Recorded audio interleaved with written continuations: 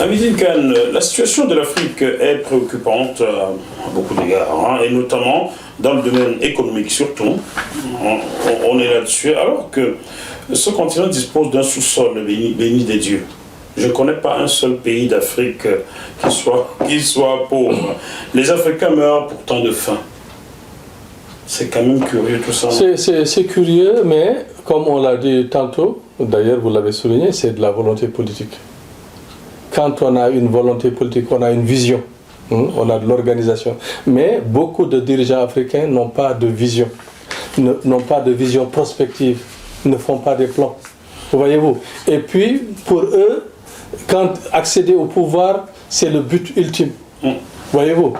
Mais, comme vous l'avez souligné, l'Afrique dans sa globalité est un scandale géologique. C'est pas pour rien que le premier homme est apparu en Afrique. L'Afrique est la matrice, le nombril et le cœur du monde. Les trois éléments. La matrice, parce que c'est là-bas par où on est sorti. Le nombril, ça veut dire c'est le milieu du monde. Et le cœur du monde, c'est le palpitement du monde. Sans l'Afrique, le reste ne va pas marcher. Et puis quand on est dans l'espace, il y a des éléments qui sont les plus visibles. Les éléments les plus visibles sont des éléments africains, sont les pyramides, et puis il y a l'œil d'Afrique. L'œil d'Afrique se trouve en Mauritanie. C'est un très grand cratère, c'est visible partout dans la planète. Il y a ces deux éléments qui sont les plus visibles, voyez-vous. Et puis, l'Afrique regorge énormément de potentialités hydriques. Oui, tout à fait. Potentialité, ça veut dire de l'eau. Oui, oui, 70%. Oui, beaucoup d'eau, beaucoup d'eau, beaucoup d'eau. Et ça, qu'est-ce que la nature nous dit? Nous, on ne cherche qu'à être exploités convenablement. Mais il ne faudra pas que les Africains prennent tout le potentiel africain et le bradent à des multinationales. Et puis, les Africains ont des compétences. On a formé énormément de gens. Ça veut dire que ce soit dans n'importe quel pays africain, il y a énormément de compétences. Donc, ces compétences-là doivent être mises au service justement du développement de l'Afrique. Le développement de l'Afrique, ça veut dire les transformations. On ne doit plus prendre des matières premières, les exporter brutes hors d'Afrique. Tout doit être transformé en Afrique. Et par des Africains. Par des Africains. Mais nous en avons les capacités. C'est de l'organisation et de la vision. Quand on a de la volonté politique, tout ça, ça vient. Le Maroc est dans cette dynamique. Le Maroc est dans cette dynamique. Parce qu'ils ont vu que tout ce qu'ils voient ailleurs, ça peut se faire au Maroc. Le Ghana est dans cette dynamique. Dans cette dynamique, j'ai été au Ghana 2 fois déjà. Absolument. Le Ghana est dans cette dynamique. Le Nigeria est dans cette dynamique actuellement. À fond depuis toujours. Absolument. Les Nigériens ont souvent fonctionné comme les Chinois avant. Ils viennent chez toi, ils voient, ils prennent une copie. Le Nigeria est là-dedans. Il y a aussi le Ghana qui est là dans cette dynamique. Il y a maintenant le gros de l'Afrique de l'Est, là, ça veut dire l'Éthiopie. L'Éthiopie qui s'y met. Oui, absolument. La transformation d'Addis Abeba, j'y suis passé plusieurs fois. Chaque année, j'ai l'impression que le développement s'est accru. Absolument. Chaque année, ça pousse. Ces pays sont des pays de référence dans le continent. Ce sont des pays de référence. Il faut les citer, les encourager à aller de l'avant. Et puis, justement, tous les autres pays, les pays francophones sont à la lisière, à la traîne, toujours. Et ça, c'est pas seulement nous les Africains qui le disons, mais même les grands experts français le disent. Les grands experts français le disent que... J'en ai reçu ici beaucoup. Mais absolument. Les grands experts français disent que les francophones sont à la traîne. Mais pourquoi? Parce que c'est des gens qui n'ont pas de vision, qui n'ont pas un sens de l'État, qui ne veulent rien pour leur pays et leur continent. Hamidine Kane, soyons sérieux. Comment voulez-vous que quelqu'un qui a été nommé par la France réfléchisse? Il réfléchit pour la France et non pour son pays. Oui, mais... Vous pensez qu'Alassane Ouattara, je vais mettre le pied dans le plat, vous pensez qu'Alassane Ouattara va réfléchir pour la Côte d'Ivoire, vraiment? Voyez-vous, moi j'avais fait une intervention sur Africa 24, pour ne pas la citer, pour dire qu'Alassane Ouattara, justement, lorsque se posait le problème, justement, du troisième mandat, moi j'avais dit clairement que, étant donné que son bilan, disons-le, son bilan, par les experts internationaux, disent que c'est un bilan positif, économiquement. Admettons-le, Et puis, je crois pour qu'il sorte par la grande porte, il n'est pas nécessaire qu'il se représente pour un troisième mandat. Parce que ça peut mettre à feu et à sang son pays.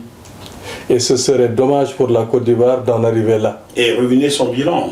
Voilà. C'est positif. Voilà, exact. Quand je vois le nombre d'Ivoiriens qui croupissent dans la misère, je me demande où est-ce que les espèces internationales viennent. Voilà, donc, mais il y a certaines réalisations qui ont été faites, voyez-vous.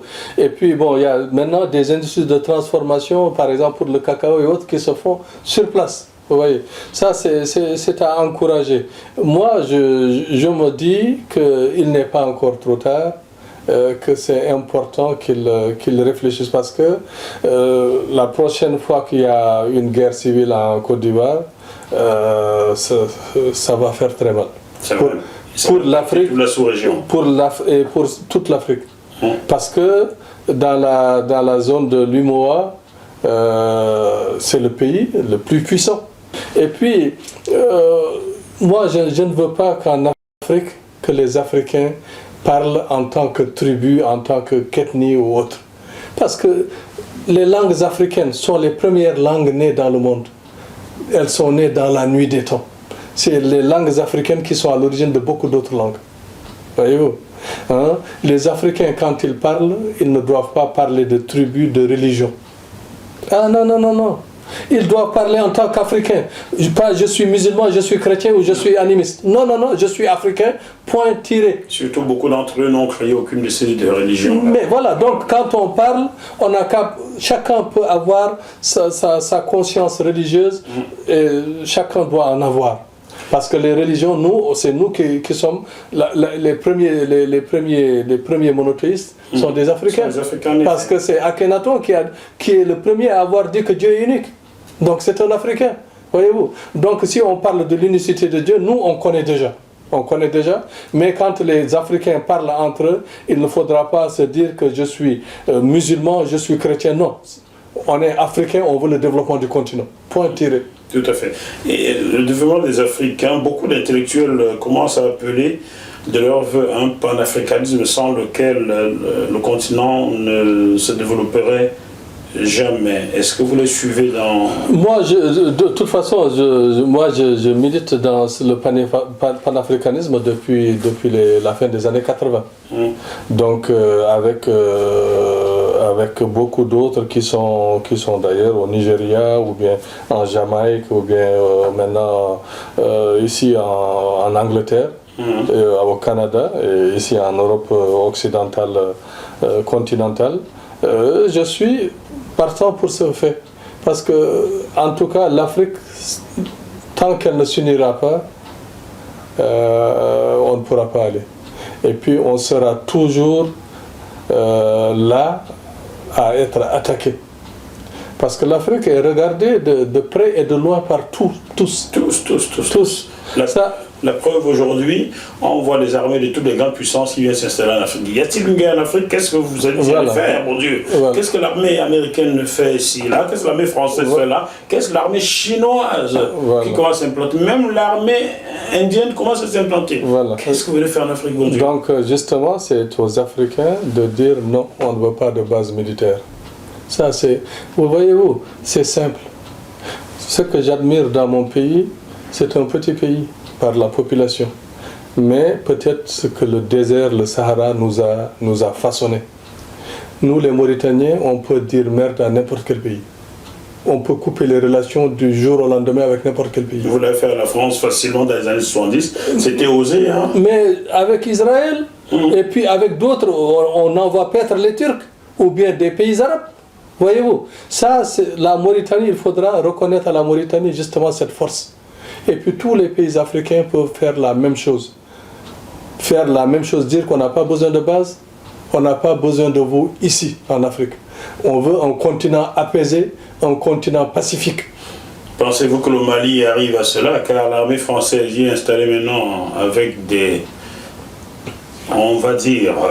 Oui, mais je crois que le problème malien a été mal pris après le coup d'État qui a renversé Amadou Toumani Touré ATT. Oui. Parce que, voyez-vous, le Mali, je crois que le nord du Mali a toujours été délaissé. Il ne faut jamais délaisser une partie de son territoire au détriment d'un autre. Quand on fait un développement, il faudra que ce soit homogène. Homogène, en effet. Dans toutes les régions. Toutes les régions, il faudra que ce soit homogène. Quand on privilégie une région au détriment de l'autre, il faudra savoir que tôt ou tard, il y aura des frustrations et puis il y aura des rébellions. Ça, il faudra. Moi, je l'ai souligné aux Maliens lorsque justement le problème s'est posé. J'ai dit que c'est un développement inégal. Parce que le nord du Mali, il n'y a presque rien du tout. Il n'y a même presque pas d'école. Vous voyez? Alors, ce sont des Maliens à part entière. Les Touaregs, ils se réclament maliens. Ils n'ont jamais dit. L'écrasant, 90% ou 95% des Touaregs se disent qu'ils veulent rester maliens. Le petit Azawad dont on parle là, ça veut dire les membres de l'Azawad, sont une infime partie, une minorité chez les Touaregs. L'écrasante majorité des Touaregs veulent rester maliens. Et puis, personne ne va accepter la division du Mali. Personne ne va accepter. Ce serait la porte ouverte à beaucoup d'autres divisions. Mais aucun État ne va accepter cela. Aucun État africain ne va accepter cela parce qu'après c'est fini. Hein. C'est la boîte de Pandore qui saute. Voyez-vous. Donc ça a été mal fait. Il faudra que les gouvernements qui vont s'installer essaient de parler de cela à bâton rompu. Et puis les Africains, il faudra qu'ils aient le courage de dire aux puissances occidentales, aux puissances émergentes comme la Chine et l'Inde, qu'on n'a pas besoin de base. On n'a pas besoin, nous voulons un continent apaisé. Un continent apaisé où il n'y aura même pas d'armes atomiques. Je veux en venir au problème justement de certains pays comme le Ghana, comme le Kenya, comme l'Algérie, comme l'Égypte, qui veulent justement avoir des centrales nucléaires. Les centrales nucléaires, l'Occident cherche à s'en débarrasser. Ce n'est pas le moment pour l'Afrique justement de s'engager dans cette voie. Dieu nous a donné énormément de possibilités. L'énergie solaire est là. L'énergie solaire, en effet. L'énergie solaire est là. C'est ça qu'on doit exploiter. Mais pas autre chose. Je vous explique que j'étais au Sénégal donc faire un reportage sur la société Ilemel. Ilemel donc installe dans les zones rurales de l'électricité à partir des panneaux solaires et tout. Je vous exhorte à regarder ce reportage d'Ilemel. Vincent Konjok, c'est le nom du patron d'Ilemel, il est originaire du Cameroun, mais travaille au Sénégal et dans la sous-région ouest-africaine.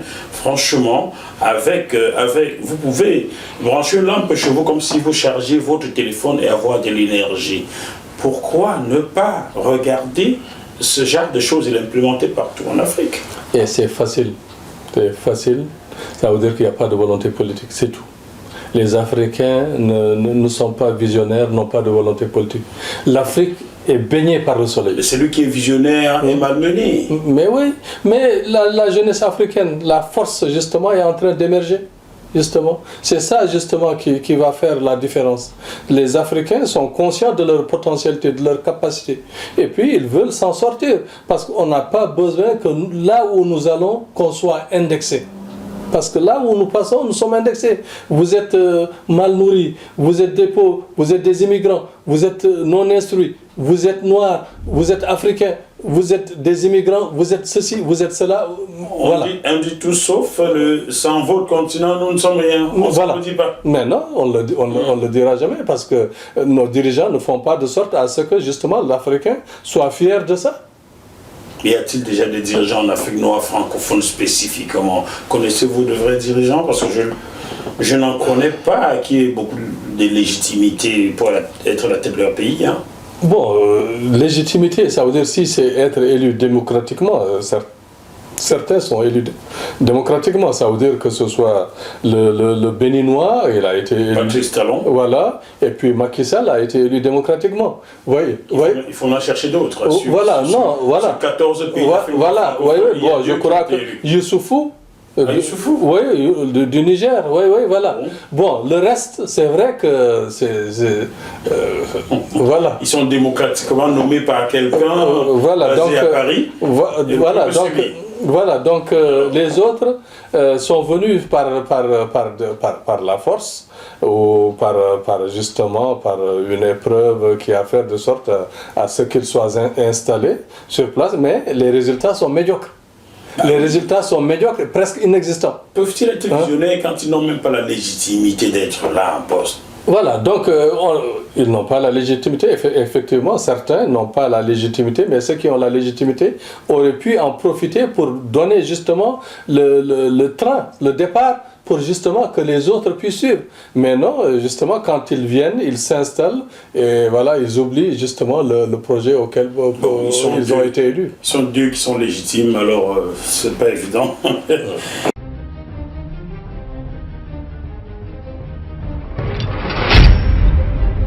Vous êtes sur JM TV+. Chers téléspectateurs, vous êtes toujours sur JM TV+.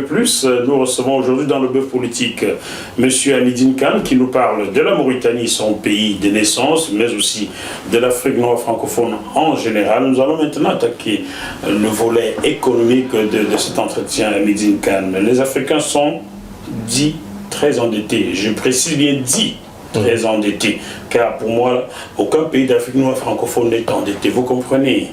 Les devises sont consignées quelque part. Cet argent est placé sur les marchés, les dividendes que cela rapporte, on les reverse pour les pays africains. C'est ça qu'on leur prête et on les endette encore plus. C'est un mécanisme machiavélique.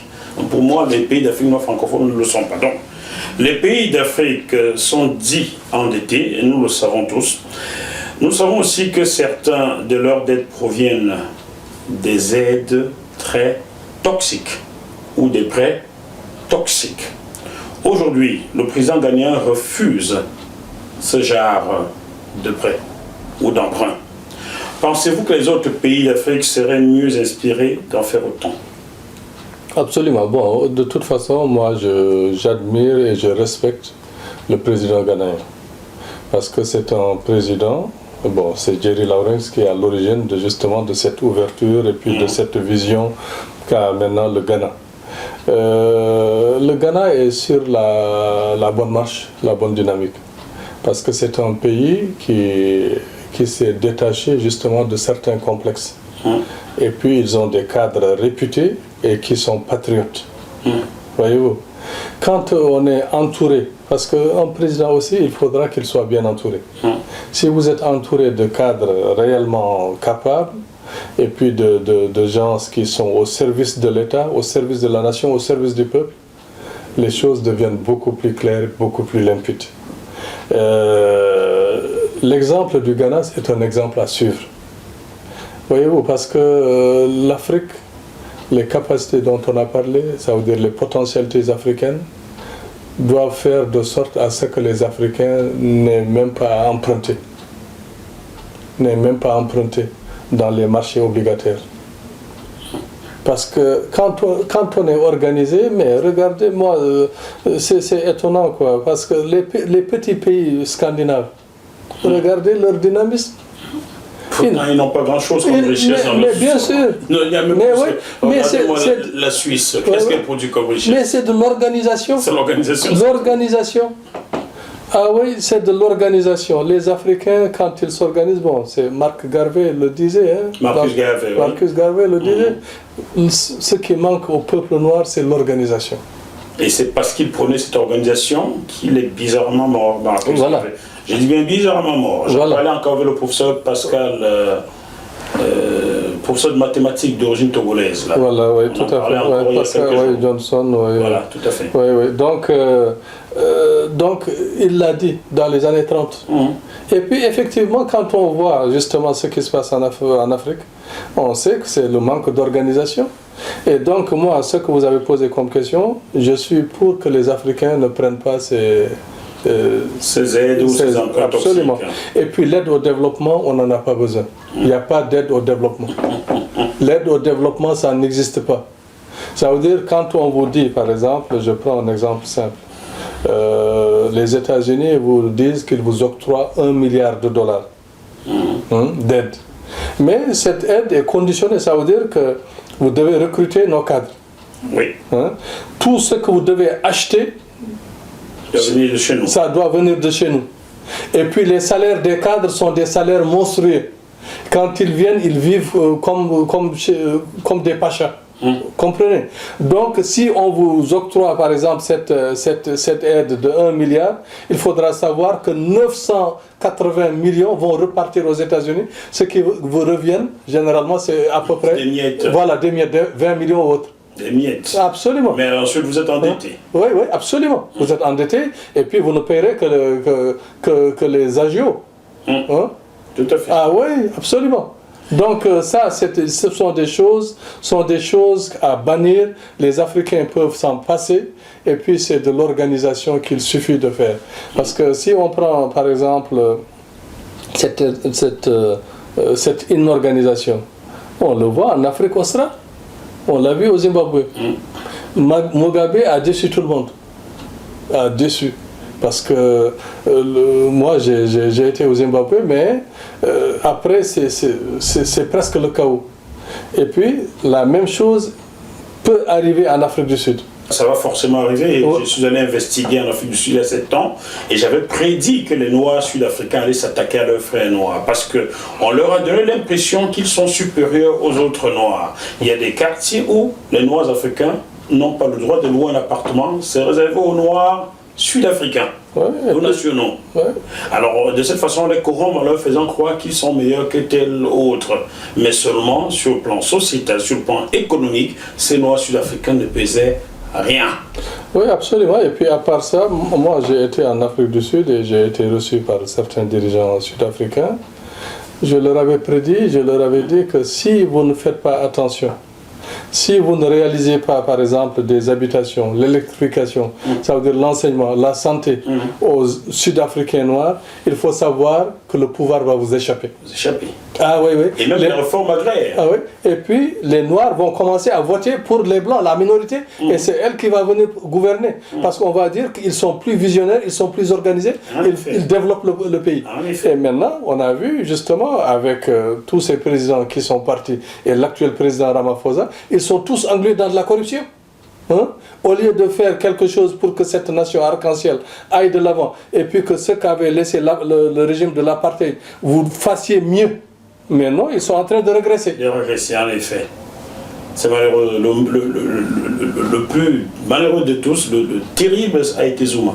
Ah oui, mais c'est une catastrophe. C'est une catastrophe, pas seulement sud-africaine, mais africaine. Africaine. Ah oui, africaine. Négro-africaine. Absolument, c'est une catastrophe africaine.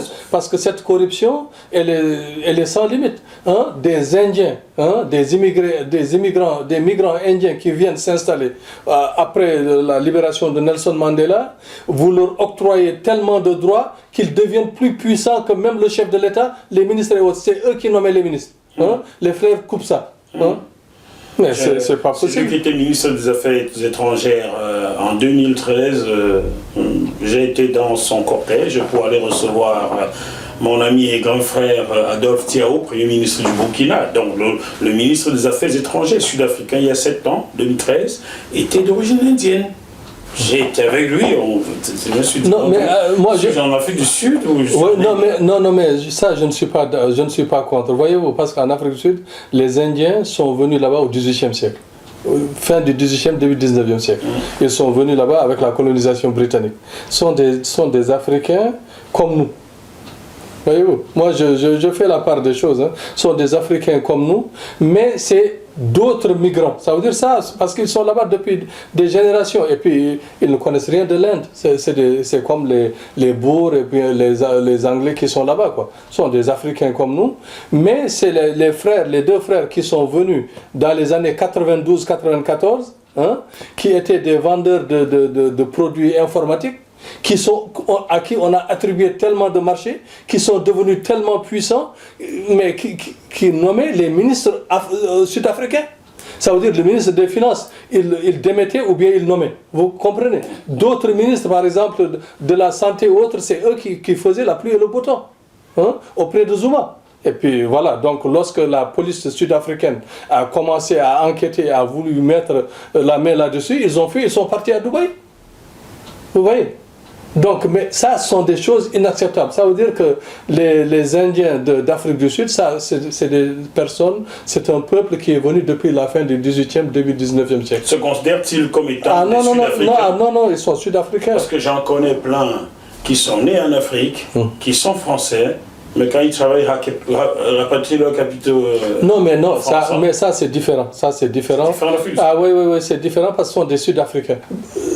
Moi, je crois que ça, c'est les Blancs ou les Indiens Sud-Africains qui sont là-bas sont des Africains comme nous.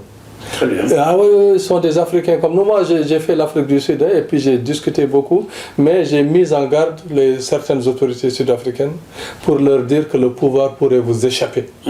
Ah oui, ça veut dire la couleur de la peau là, ça ne compte pas quand. Ça ne compte pas. Non, ça ne compte pas. Hein. La couleur de la peau, ça ne compte pas pour prendre le pouvoir. Il y a beaucoup de minorités qui prennent le pouvoir au détriment des majorités. Ah oui. Et puis ça, étant donné que le programme qu'avait adopté l'ANC avec Nelson Mandela à sa tête n'est pas encore réalisé, c'est la corruption qui sévit. Il faudra se dire qu'un jour ou l'autre, les Blancs reprendront le pouvoir. Et puis, pour remettre l'Afrique du Sud dans le droit chemin, puisque ils vont dire que les Africains sont incapables de diriger un État. Bon, revenons sur les capitaux. Dites-moi, pensez-vous qu'il soit possible d'obtenir l'annulation totale de cette dette qui est un boulet pour les Africains? Annulation totale, si les États le veulent, ils peuvent. Mais les États ne voudront jamais annuler totalement l'intégralité des dettes. Les États lesquels? Les États qui sont créanciers. La France, par exemple, on pourrait lui dire, écoutez, c'est vous qui gardez nos devises depuis des années, vous avez fait du business avec, vous avez gagné assez d'argent, maintenant vous effacez l'ardoise, non? Non, mais ça ne se passe pas comme ça. Les négociations, ça ne se passe pas comme ça. Et à part ça, bon, vous savez, quand vous êtes un créancier et que l'autre a des dettes envers vous, même si vous effacez une partie, vous allez toujours garder une petite partie pour pouvoir tirer les morts du cheval. Comprenez? Ah oui, vous allez toujours garder une partie pour avoir une pression sur l'État. Ça veut dire que les pays africains ne seront jamais libres. La liberté peut s'acquérir. Ça veut dire, vous voyez, ça veut dire avec tout ce qu'on a comme potentiel minier, potentiel hydrique, potentiel agricole, les dettes peuvent être effacées sans qu'on demande, peuvent être payées sans qu'on demande l'effacement total. Ça veut dire qu'il faudra aussi qu'on soit digne. Ça veut dire qu'on a contracté des dettes, on va leur dire qu'on va les payer. On va les payer. Comment? Avec de l'organisation. Ça veut dire la transformation des matières premières. Quand on sert les matières premières là, mais on arrive à le faire. Quand on transforme tout, on dit qu'on n'exporte plus de matières brutes, de matières premières brutes. On va transformer tout dans notre continent et puis, libre à vous, si vous voulez, vous venez acheter. Si vous ne voulez pas, vous allez chercher ailleurs. Mais beaucoup de matières stratégiques ne se trouvent qu'en Afrique, où l'écrasante majorité, quand même si ce n'est pas la totalité, 80 ou 90% justement du potentiel se trouve en Afrique. La majorité du cobalt se trouve en Afrique. Même les terres rares dont on dit que maintenant la Chine est la première puissance pour les terres rares. Énormément de terres rares se trouvent en Afrique. En Mauritanie, ça regorge de terres rares. Bonne transition, Hamidine Kane. Que pensez-vous de la percée de cette Chine là sur le continent africain? Est-elle inquiétante pour vous ou salutaire? Moi, je crois qu'il faut savoir raison garder et puis il faudra que les Africains ouvrent les yeux et puis se disent que ce qui s'est passé avec le colonialisme ne devrait plus et ne pourra plus se répéter. La Chine est une puissance conquérante. Et puis, comme toute puissance conquérante, elle cherche justement à avoir des marchés et puis à exploiter d'autres pays. Et puis, le pays qui est en train de donner la puissance à la Chine, c'est le continent africain. Oui, en effet. C'est l'Afrique qui donne... Depuis 20 ans. Plus que mon frère. En 20 ans, ils sont passés à la vitesse supérieure et ce sont ces 20 dernières années qui permettront à la Chine en 2024 de devenir première puissance mondiale. D'ailleurs, je vais vous dire quelque chose. Depuis l'année dernière, en juin, économiquement, la Chine est devenue la première puissance économique mondiale. Depuis l'année dernière, au mois de juin. Depuis juin 2019. 2019, Bon. Les statistiques occidentales cherchent à toujours dire que non. On nous dit c'est en 2024, pourtant c'est déjà effectif. C'est déjà effectif. La Chine est devenue la première puissance économique mondiale en 2019, juin 2019. Voyez-vous, et la première puissance économique mondiale, cause pour laquelle les États-Unis vont chercher, ça veut dire c'est le théorème de Thucydide, ça veut dire vont chercher à faire justement qu'il y ait une confrontation. Déjà, ça a commencé. Ça a commencé, ça se discute là. Voilà. Ça a commencé, oui. Et puis, leur terrain de jeu, ils veulent l'installer en Afrique. L'installer en Afrique. C'est ce que les Africains doivent... les bases militaires américaines, chinoises, ça foisonne là. Voilà. Les Africains doivent refuser. Les Africains doivent refuser catégoriquement que ce jeu de fou ne vienne dans notre continent. S'ils veulent se faire la guerre, ils n'ont qu'à se faire par missiles balistiques interposés entre la Chine et les États-Unis, sans passer par l'Afrique ou bien qu'on prenne parti. Les Africains, il faudra qu'ils se réveillent et qu'ils sachent que ce n'est pas notre guerre, ça ne nous intéresse pas. Nous, on cherche la paix, on cherche le développement, on cherche justement que nos populations soient dans les meilleures conditions possibles. Pour vous résumer, la guerre entre la Chine et les États-Unis ne concerne pas les Africains. Ne concerne pas les Africains. Et les Africains doivent se le mettre dans la tête. La Chine est une puissance conquérante, une puissance qui est devenue arrogante. Comme les autres. Voilà. Mais elle devient de plus en plus arrogante. Elle essaie de donner des ordres. Elle l'a déjà tenté en Namibie, elle l'a tenté au Kenya en voulant donner des ordres. Heureusement que ces présidents les ont stoppés net. Au Kenya, chers téléspectateurs, où un Kenyan qui a épousé une Chinoise va au restaurant avec son épouse chinoise a le droit d'entrer dans le restaurant chinois, et lui qui est noir n'a pas le droit d'accès. Voilà, donc, sur le continent africain. Alors sur le continent africain, et puis en Mauritanie, avec la poissonnerie, ça veut dire l'entreprise de poissons Poly Andon, lorsqu'il y a eu un rapport parlementaire qui a été fait, une commission parlementaire pour juger justement de la gestion des 10 années de l'ex-président Mohamed Ould Abdelaziz. Et puis justement cette société qui a eu un contrat de 25 ans avec les autorités mauritaniennes a été cité dans ce rapport. L'ambassadeur chinois s'est permis de menacer la Mauritanie. Pardon? Ah oui. Et ça, les autorités, moi je le dis franchement, les autorités mauritaniennes doivent répliquer. Et puis, l'Afrique aussi doit s'unir autrement. Ça veut dire des puissances comme la Chine, l'Inde, les États-Unis. Quand elles menacent l'Afrique, les Africains doivent rompre les relations diplomatiques d'une manière globale. Quand on le fait, ils vont s'asseoir sur la table de négociation, ils vont ouvrir les yeux, ils vont penser autrement. Mais tant qu'ils vont menacer, les États vont courber les chines, vont baisser la tête et courber les chines, c'est fini, ils vont dire que c'est un mouton mort, donc on va le piétiner. Les Africains doivent cesser d'être des moutons. Absolument, et c'est fini l'ère où les pays occidentaux, ou bien la Chine, ou bien l'Inde maintenant, qui est aussi une puissance montante, veut faire la loi en Afrique. Les Africains doivent refuser catégoriquement. Comme je l'ai vu en Guinée qu'on a cru récemment, où les Chinois avaient des gourdins, face aux Guinéens, là, ils se sont réveillés, ils ont dit qu'est-ce que c'est que ça? Mais voilà. Donc, et puis avec la pandémie Covid-19, vous avez vu ce qui s'est passé en Chine. Beaucoup d'Africains ont été massacrés, beaucoup d'Africains ont été tabassés, beaucoup d'Africains ont été humiliés. On leur empêchait même d'aller dans les magasins pour acheter de la nourriture. J'en ai diffusé, oui. Voilà. Donc ça, c'est des choses que les Africains doivent regarder en face et refuser catégoriquement. Et puis les Chinois, c'est eux qui pillent la faune et la flore africaine. Les braconnages. On est en train de massacrer toute la faune africaine. À cause soit dit-on par exemple que c'est aphrodisiaque, ou bien les cornes d'éléphant, ou bien les cornes de rhinocéros. Ça, les Africains doivent refuser catégoriquement qu'on détruise leur faune et leur flore. Et puis la majorité de ces cas, c'est fait par des Chinois.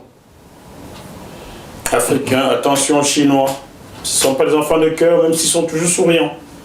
Voilà, c'est ce que vous semblez dire, Zinkan. Oui, absolument. Ça veut dire que les Africains doivent se réveiller et puis essayer de parler d'une seule voix. Parler d'une seule voix et puis ne pas avoir de complexe. La Chine, les investissements chinois en Afrique sont minimes. les Chinois viennent récupérer en Afrique tout ce dont ils ont besoin. Et c'est l'Afrique qui fait monter en puissance la Chine. La Chine. Comme l'Afrique fait monter en puissance hier l'Occident. L'Occident. Mais les Africains doivent refuser justement cette montée en puissance de la Chine. On n'a qu'à faire nos champions. L'Afrique doit monter en puissance. Et puis on a les capacités, on a la possibilité, on a aussi le pouvoir de le faire. On accuse cette Chine-là, cette même Chine, d'endetter les Africains aujourd'hui, comme l'ont fait avant eux les Occidentaux. Pensez-vous qu'ils ont aussi quelque part l'idée d'enchaîner les Africains comme étant des esclaves modernes, comme l'ont fait les Occidentaux? On va épargner personne. Bien sûr, quand on emprunte chez quelqu'un, quand tu ne peux pas payer, après tu es soumis à son diktat. Ah ouais. Et puis il faudra diversifier. Des partenaires? Des partenaires. Moi, je dis à beaucoup d'Africains, des dirigeants africains, ne vous fiez pas seulement à la Chine. Il y a la Corée qui est là, qui cherche. Il y a le Japon qui est un partenaire stratégique et qui est mieux. Le Japon, absolument, qui cherche à renouer avec eux parce que le Japon avait beaucoup investi dans les années 80-90 en Afrique. Mais maintenant, elle est supplantée par la Chine. Oui. Elle cherche à revenir, mais elle ne sait pas par quel bout commencer. Par quel bout commencer? Venez voir Amizine Khan. Voilà, donc il faudra diversifier. Le Japon est là, la Corée est là, ils ont les mêmes technologies ou bien des technologies beaucoup plus avancées que la Chine. C'est vrai que la Chine avance à grands pas dans le domaine technologique. Mais il faudra se dire que ces pays sont des pays fiables et qui ont le savoir-faire et qui sont beaucoup plus discrets et moins arrogants. Et puis à part ça, l'Afrique aussi, quand elle pense développement, il faudra aussi qu'elle pense aussi à l'au-delà, ça veut dire au-dessus, dans le cosmos. Les Africains doivent s'organiser parce qu'on ne doit pas rester seulement les pieds à terre. On a toujours gardé les pieds à terre, mais il faudra lever la tête vers les étoiles. Les Africains ont besoin de lever la tête vers les étoiles, comme tous les autres peuples. Nous en avons la capacité, nous avons des ingénieurs de talent, nous avons des informaticiens, nous avons des savants qui ont fait la NASA ou autre, et puis nous avons des pays qui peuvent nous aider dans ça. L'Occident ne voudra pas que l'Afrique justement aille dans le ciel, dans l'espace tantôt. Mais nous pouvons avoir d'autres partenaires. La Russie est là comme partenaire, parce qu'elle, avec son savoir-faire, elle peut aider l'Afrique justement dans ce domaine. Ça, il ne faudra pas il faut négliger aucun partenaire. Absolument. La Russie, dans le domaine spatial, est un partenaire fiable. Et puis l'Afrique doit aussi penser à ça. Parce que l'espace, c'est vital. L'espace, c'est vital. Celui qui maîtrisera l'espace pourra dominer le reste du monde. Et les autres en sont conscients. Voilà pourquoi ils vont tout faire pour vous empêcher de maîtriser l'espace. Absolument. Amizine Khan, y a-t-il une question que vous auriez aimé que je vous pose et que je n'ai pas tilté dessus car je ne sais rien? J'apprends même de vous d'ailleurs. Non, mais ce que je voudrais dire, c'est que l'Afrique a tout pour réussir. L'Afrique est un vieux continent, la mère des continents, la matrice du monde. Voyez-vous? Et nous sommes au début et à la fin du développement. Parce que culturellement, nous sommes là. C'est nous qui sommes au début de l'humanité, parce que tout est parti de l'Afrique. Tout est parti de l'Afrique. Les premiers hommes sont partis de l'Afrique et qui sont partis après reprendre tous les autres continents. Et quand tout aura disparu dans le monde avec la technologie nouvelle, avec tout ce qui se fait dans la génétique, la référence sera africaine. Parce que là-bas, l'humanité va rester. Donc, il faudra que les Africains soient fiers de ce qu'ils sont et il faudra revaloriser la femme africaine. La femme africaine a toujours été lésée. La femme africaine a toujours été laissée de côté, alors que c'est elle la femme nourricière, c'est elle qui est à l'origine de tout, c'est elle qui est dans tous les combats. Le développement de l'Afrique ne pourra pas se faire sans nos femmes, sans nos mamans, sans nos épouses, sans nos tantes, sans nos filles. Et puis c'est eux le salut de l'Afrique. Il faudra qu'on les engage dans les combats les plus durs. Elles sont combattantes, elles sont battantes, elles sont là aux aguets et puis elles veulent le salut de l'Afrique. Donc nos mamans, nos sœurs, nos femmes, les femmes africaines doivent être là, présentes là où nous sommes, parce qu'elles sont beaucoup plus courageuses, elles sont beaucoup plus visionnaires, plus organisées, et c'est elles les nourricières de l'Afrique. C'est surtout elles qui donnent la vie, c'est pour cela qu'elles comprennent mieux que nous. Absolument. Très bien. Chers téléspectateurs, j'espère que ce programme vous a plu. Nous vous remercions, Hamidine Kane, pour votre première sur JMTV+. Et sachez que vous êtes éternellement le bienvenu ici. Il suffit de me passer un coup de fil. Je vous prépare le plateau quand vous avez quelque chose à dire aux frères africains. Je vous remercie pour votre invitation et c'était un plaisir de partager les micros et partager globalement ce qu'on pense pour notre continent qu'on aime tant et qu'on voudrait voir se développer rapidement. Très bien. Chers téléspectateurs, on se retrouve sur ce même plateau dans quelques jours avec un autre invité. D'ici là, portez-vous bien. À bientôt.